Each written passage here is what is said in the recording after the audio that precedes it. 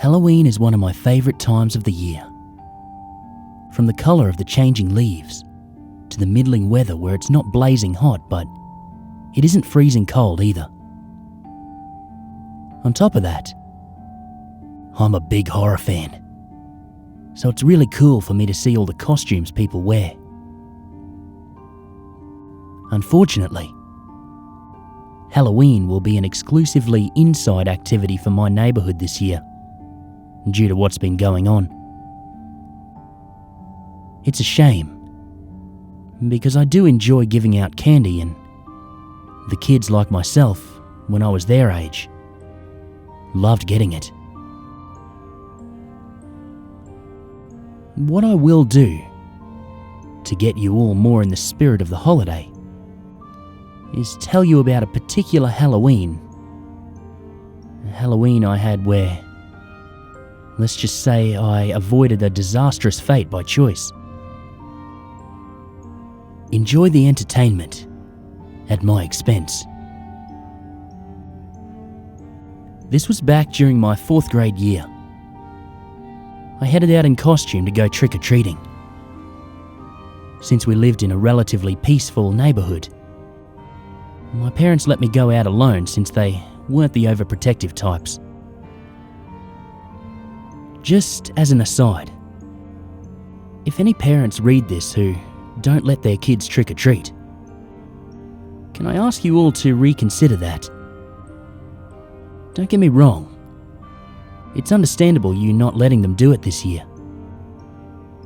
However, if you do it due to certain beliefs or because you heard a poison candy story from your friend who heard it from a bunch of other people, that seems really silly to me. Your children only stay kids for so long, people. Then they find themselves in this misery-ridden hellscape we call adulthood. Anyway, I got a great haul from going door to door. I was ecstatic at the thought of going home and feasting on Snickers and Twix, among other candy. These feelings were short-lived when I saw Mitch and his friends on the other side of the street. He had an uncanny resemblance to Scott Farkas from A Christmas Story. Personality-wise, though, he was a bit smarter than the character. Unfortunately for me, he, for whatever reason, made me a constant target of his. I knew if I crossed paths with him, I might end up kissing my candy goodbye. Therefore, I decided to take a shortcut through the woods to get back to my house. I became confused when, halfway through it, I came across a cabin. I'd been through the woods several times and not once had I ever seen it. Curious, I approached it for a closer inspection. Nobody seemed to be in it. From what I could observe, there wasn't anything remarkable about it that I could see. It had a door and 2 windows on the front. If you had the image of what a stereotypical cabin would look like, it'd probably match it. One thing I can say that did stand out about it was the material it was made of. It's hard to explain. All I can say is that, even amongst the darkness, it had a slight vibrance to it, despite the wood that made its walls were black. The other thing I noticed was the orange bowl, resembling a jack-o'-lantern that had been placed in front of the door. Sticking out of it was a sign that simply said, "Take one." Although I found the circumstances strange, I wasn't about to turn down more candy. Now, while my parents weren't overprotective, They did warn me about things like stranger danger. I made sure to be cautious while approaching, and without looking, I grabbed a piece of candy from the bowl. I checked to see what I'd grabbed, and it turned out to be a Zero bar. For those of you not familiar with those, they're basically white chocolate bars, akin to Mars bars or Three Musketeers. "What do you got there?" To my dismay, I glanced up to find Mitch and his friends standing in front of me. I had two thoughts at that point. The first being, how did he know it was me, since my red Power Ranger costume covered my face? My next thought was, how did he know I was here? Both questions were answered by Mitch. "You think we didn't notice you going into the woods, Phil?" "Phil? Who's Phil?" I asked, trying to change the sound of my voice. The result of that only added nervous crackling to how I usually talked. "Of course we know it's you. Why else would you be trying to avoid us?" He snatched off my mask. His friends surrounded me before I could even think about running. The next thing I knew, I'd been pushed down with all my candy stolen. In retrospect, 4 6th graders stealing candy from someone in 4th grade is, well, really pathetic. However, even if that thought did pop into my head at the time, I wasn't about to tell that to people who towered over me. "What's that?" one of Mitch's friends asked as he pinned me to the ground with his foot. They had discovered the cabin as well. Due to some trees obscuring it from view, they hadn't noticed it previously. "Oh, sweet! More candy for us!" Mitch snickered when he saw the bowl. They ignored the "Take one" sign. They emptied the bowl's contents into their bags. Then they ran off, leaving me by myself with an empty pail. I got up and went to get my mask that had been tossed aside. "Stupid Mitch," I grumbled, picking it up.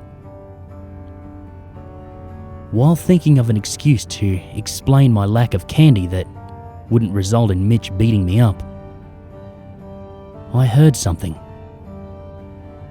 The cabin door was being opened.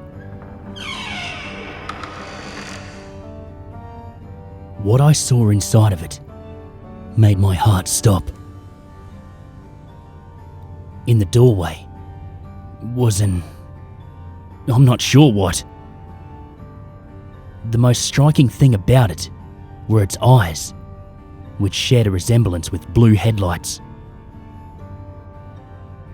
The tone of its skin had been so pale that under the right light, it might have been translucent. Its size baffled me the most.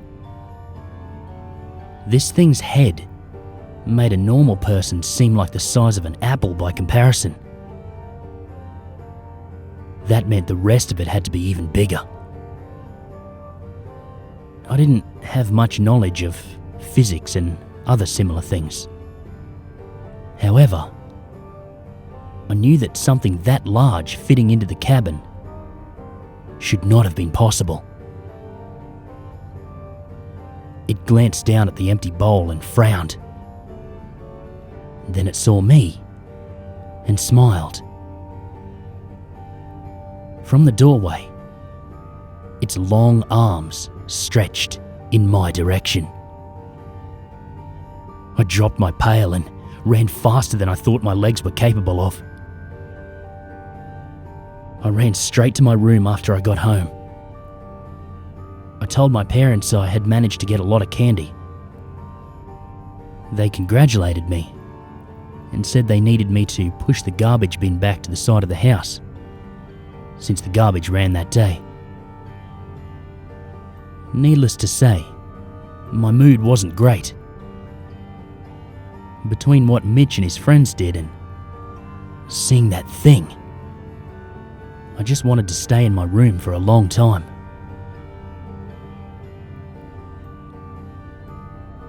I saw it again that night, after I finished pushing the garbage bin. I became aware of its presence when its light shined on my shoes. How I didn't hear it moving, I don't know. It moved on all fours.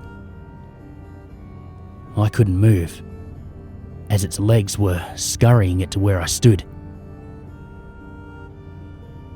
Its perfectly square white smile hypnotized and unnerved me. As it got closer, I could see it had a burlap bag hanging around its neck and something on its back. I could only let out a squeak when I realized what it had been carrying. The bodies of Mitch and his friends were bound to its back by chains. Their mouths hung open and their heads hung from unnatural angles. Carved into their foreheads was a single word: greedy. The words appeared upside down from my point of view. I thought at that moment it must have been angry at me for escaping and wanted to finish the job. 4 middle schoolers fell victim to it, so I didn't have a snowball's chance in hell of escaping it. The fact my body refused to listen to my command to run didn't help either. I could only brace myself for what I hoped would be a quick demise. Instead, it reached into its bag. From it, I saw it pull out my trick-or-treating pail. All the candy that Mitch and his friends had stolen from me had been returned to it. On top of that, I could see more candy added to it, nearly making its contents spill over. I watched in silence as it placed it at my feet, and it said only 2 words in a voice like a raspy howling wind: Happy Halloween. Then, with a wink, it turned and dashed into the forest, not making any noise as it scurried over the leaves and back into the woods. My dad came out after it left, because I'd been taking so long. He asked me what I was doing outside with my candy. I couldn't think of an explanation, so he brushed it off and told me to go inside. Search parties looked for Mitch and the others. Obviously, their efforts were not successful. I haven't seen that creature since, and I hope I never do again. One thing kept me up for days. My brain can't help but think about it during this time of year. Maybe it was just fear, causing my mind to play tricks on me. But I could have sworn I saw one of Mitch's legs twitch.